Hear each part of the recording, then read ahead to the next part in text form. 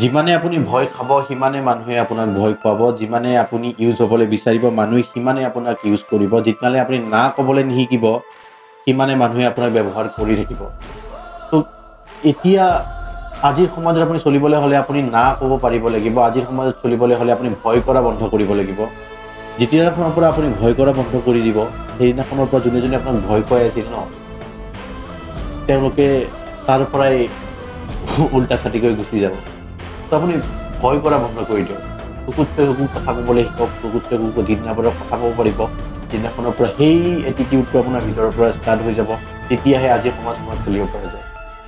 নহ'লে এনেকৈ আৰু হয় কৰিব দিলে হয়, এতিয়াতো এইটো কৰিব ভয় লাগে, এইটো কৰিব নহয়, এনেকুৱা ধৰণৰ বস্তুবোৰ চলি থাকিলে, চিম্পলকৈ চলি থাকিলে চলিব পৰা নাযাব।